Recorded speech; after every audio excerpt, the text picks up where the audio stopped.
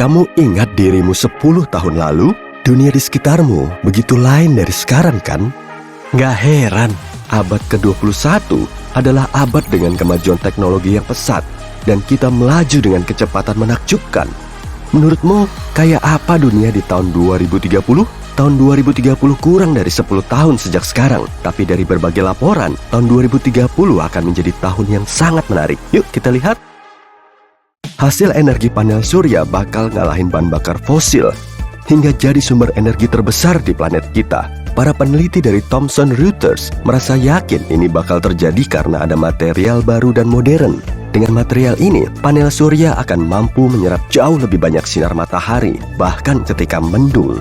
Realitas tambahan, augmented reality, dan realitas maya, virtual reality, makin populer.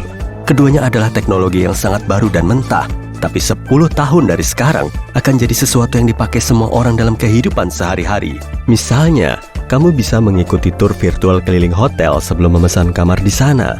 Atau gimana dengan melihat model 3D dari semua barang di toko sebelum menambahkan ke keranjang belanjamu? Bermanfaat. Omong-omong tentang augmentasi, manusia akan lebih canggih. Bayangin, microchip ditanam ke kulitmu sebagai ganti KTP kertas atau plastik. Memiliki anggota badan bionik dengan fungsi yang dimiliki lengan dan kaki asli. Atau memiliki cangkok organ yang memperbaiki kerja organ dalam. Tinggal sebut saja, di tahun 2030, ini semua dan lebih banyak teknologi tersedia secara massal. Dan harganya makin murah dan makin populer. Kemacetan lalu lintas juga akan teratasi baik secara menyeluruh atau hampir menyeluruh. Dengan meningkatnya permintaan mobil tanpa pengemudi, bahkan mobil terbang. Oh, aku gak sabar lagi. Faktor manusia akan turun drastis. Dan karena ini penyebab kemacetan, kota-kota besar akhirnya akan menikmati jalan-jalan yang relatif bebas. Dan kita akan mampu menyelesaikan segalanya tepat waktu. Omong-omong, bahan bakar bensin akan jadi kenangan di tahun 2030. Kendaraan tenaga listrik dan hidrogen akan menggeser penjualan mobil bertenaga bensin. Mobil-mobil tenaga surya mungkin akan muncul, berangsur-angsur mengganti jenis mobil lain. Bayangin mobil yang cuma butuh sinar matahari dan sedikit waktu mengecas sebelum kamu pergi kemanapun. Nggak ada lagi kasus kehabisan bensin di tempat yang jauh dari mana-mana. Internet of Things atau IoT atau Internet untuk segala hadir di mana-mana. Rumah pintar, kantor pintar, bangunan pintar, semua benar-benar akan terkoneksi dengan yang lain. Cuma dipisahkan oleh jaringan internal yang tertutup. Tinggal sendiri, tapi pulang kerja, makan malam hangat sudah siap dan rumah bersih akan jadi kenyataan. Semua otomatis dengan mengikuti beberapa jentikan jari di layar smartphone atau tabletmu. Internet benar-benar akan menjadi global. Hari ini, cuma 3 miliar orang di dunia yang memiliki akses konstan ke web, sedang 5 miliar yang lain memiliki akses terbatas atau tanpa akses sama sekali. Beberapa perusahaan besar kayak Google, Facebook, dan SpaceX telah bekerja sama pada proyek yang akan membawa internet kepada semua orang di planet ini dengan kecepatan lebih dari 1 megabit per detik. Di tahun 2030, hal ini pasti akan diimplementasikan. Kecerdasan artifisial akan mengalami kemajuan besar. Dalam waktu sekitar 10 tahun, AI bukan cuma mampu menjawab pertanyaan sederhana dan mengikuti perintah, tapi juga menjadi lebih canggih dan ingin tahu. Mungkin AI akan bisa ngobrol denganmu, bukan kayak yang dilakukan Siri hari ini, tapi kayak Jarvis-nya Tony Stark. Pendeknya, AI akan menjadi penolong utama semua orang. Dunia medis juga nggak akan diam di tempat. Makin banyak kemajuan telah dicapai dalam bidang penting ini. Dan dalam 10 tahun, para dokter akan menemukan solusi berbagai masalah penting yang kita hadapi sekarang. Ini mencakup obat kanker dan AIDS, diabetes, Alzheimer, dan banyak kondisi lain yang telah lama menjangkiti manusia. Tentu nggak semudah kedengarannya, dan pada awalnya nggak akan murah, tapi yang penting jawabannya akan ditemukan dan sisanya cuma masalah waktu. Genom manusia kemungkinan besar akan terpecahkan, dan cuma masalah etika yang tersisa sebelum modifikasi genetik manusia tersedia.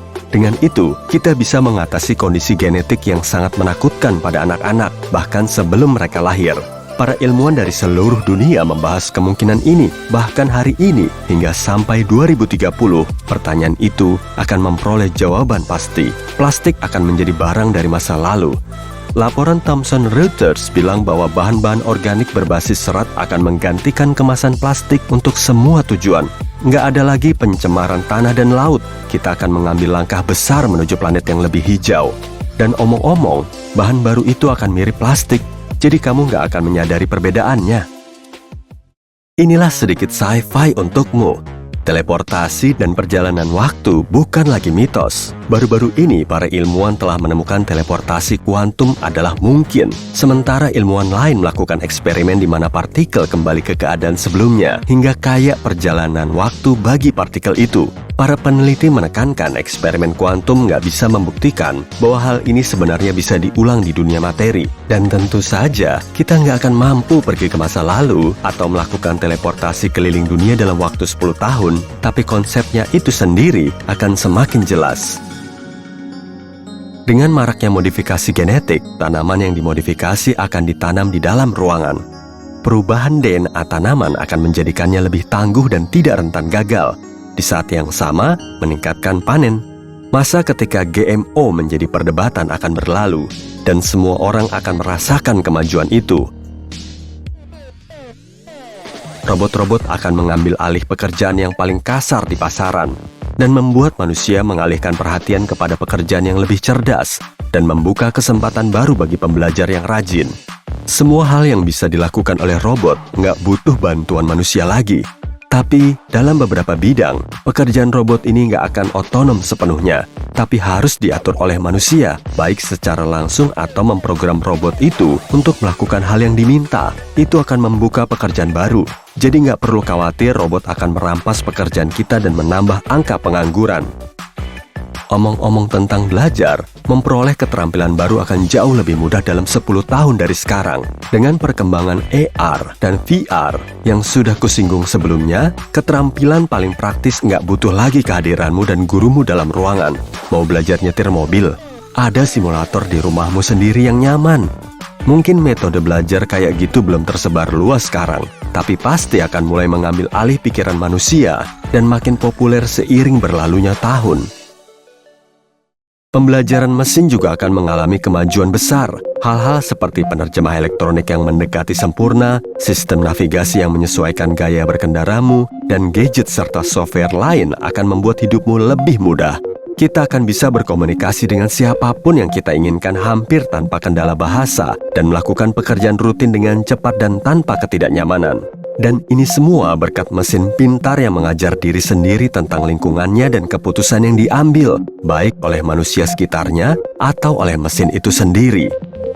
Koneksi internet 5G akan menjadi hal biasa di kebanyakan negara dan kota berteknologi maju. Dengan 4G, dibutuhkan waktu sampai sejam untuk mengunduh film dari web. Tapi 5G membawanya ke level yang baru sama sekali. Mengunduh film yang sama cuma butuh beberapa detik. Kecepatan koneksi jaringan ini cukup mencengangkan dan memungkinkan semua hal dilakukan, dari siaran olahraga langsung, kayak yang dilakukan di Olimpiade musim dingin 2018 di Pyeongchang, sampai manipulasi robot jarak jauh oleh dokter sebenarnya dalam pembedahan. Blockchain akan menjadi metode transfer uang dan aset berharga antar manusia dan organisasi yang lebih disukai. Pasti kamu pernah dengar Bitcoin dan mata uang kripto lain. Itu didasarkan pada teknologi blockchain. Pendeknya, sistem ini memungkinkan kamu meniadakan perantara ketika transfer uang hingga operasi itu lebih aman dan langsung. Misalnya, ketika kamu transfer antar kartu, bankmu berperan sebagai perantara. Bank melacak transaksimu dan bisa memblokir rekeningmu jika kamu melakukan sesuatu yang menurut mereka mencurigakan. Dengan blockchain, nggak ada yang tahu operasimu kecuali kamu sendiri, yang menjadikannya sangat menakjubkan. Kamu tahu uangmu selalu ada di tanganmu, sampai kamu membelanjakannya. Dan akhirnya, hiburan akan semakin beragam dengan makin populernya wisata antariksa.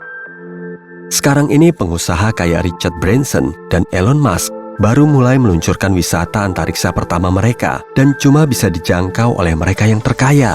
Tapi di tahun 2030, biayanya pelan-pelan akan turun karena seluruh proses akan lebih mudah dilakukan.